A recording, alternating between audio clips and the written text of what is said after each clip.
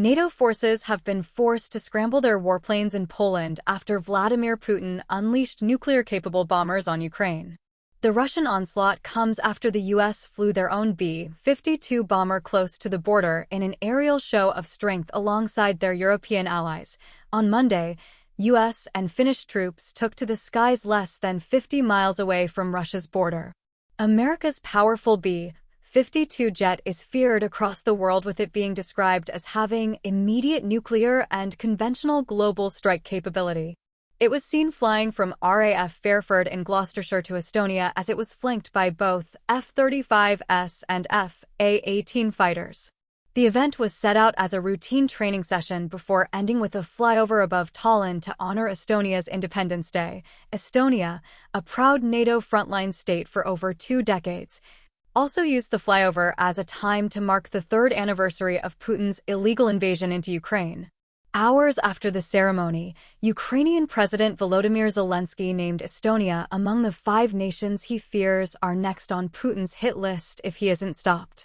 Zelensky warned Eastern European states with Russian roots, Russian populations, or were part of the Soviet Union or its sphere are at risk.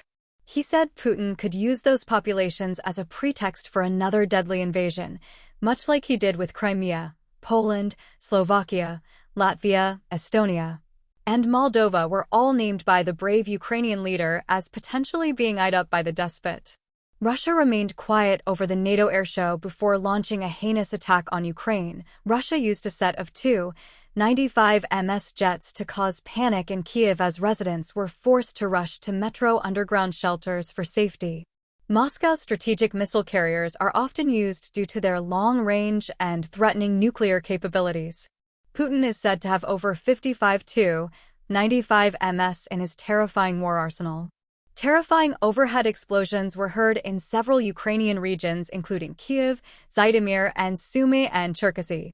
Drones were also used by Russia, with several people being left wounded in the blasts. The chilling explosions quickly alerted NATO forces, who rushed into action and geared up to defend themselves. Warsaw's Armed Forces Operation Command Headquarters said, "Attention, due to the activity of long-range aviation of the Russian Federation, striking targets located, in particular, in the west of Ukraine. Military aviation has begun to operate in the airspace of Poland." Ground-based air defenses and radar reconnaissance systems were also put on alert amid fears Russia was unleashing missiles close to the Polish border. At least 2 Tu-95 MS bombers were reported taking off from Olynia Air Base in the Arctic. NATO later confirmed the action was purely a defensive move. Putin has been relentlessly blitzing Ukraine ever since he first insisted he wants peace with Ukraine as soon as possible. The Kremlin have started to open up about what they desire in order to finally agree to end the bloodshed, as they continue to speak with Washington over a truce deal. These positive chats have done little to stop Vlad's fury in recent days. Over the weekend, he unleashed the biggest drone attack of the conflict so far, with a total of 450 bombs dropped in just 48 hours. These included 267 Shahid drones and UVs on Saturday and another 185 more on Sunday, the Ukrainian Air Force claimed. The aerial devastation came before France's Emmanuel Macron's productive talks with Donald Trump over ending the war. Macron stood side by side with Trump in the White House on Monday as he continued to push for Europe to be included at any further peace talks. Speaking together, Macron said peace must not be a surrender of Ukraine, as he also called on Europeans to do more to protect the continent.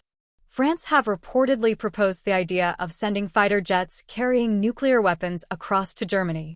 The deterrent would act as a stark warning to Russia's tyrant Vladimir Putin, a French official told The Telegraph.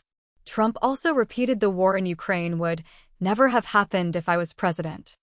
He made a stern warning that any overspill outside of Ukraine's borders could have a devastating outcome if a peace deal isn't secured soon. He said, "There will be a point where it is not going to stop at those 2 countries. Already there is such involvement from other countries, and it could really lead to a very big war, World War III, and we are not gonna let that happen either." The UK Sir Keir Starmer is also due to meet with President Trump on Thursday to hold similar talks. After the meeting, the United States shockingly sided with Russia in a UN vote on a resolution demanding that Putin's troops leave Ukraine. The U.S. President's administration joined Iran, North Korea, Belarus, Hungary, and 13 others to oppose the call, with China abstaining. Yet 93 countries voted in favor of the Ukraine-tabled resolution, which branded Russia the aggressor, including the UK and most European nations. Despite the global opposition, Macron has now suggested a truce could be agreed between Kyiv and Moscow in a matter of weeks. The positive comment comes just days after the conflict entered its fourth year, with fighting still raging along the border.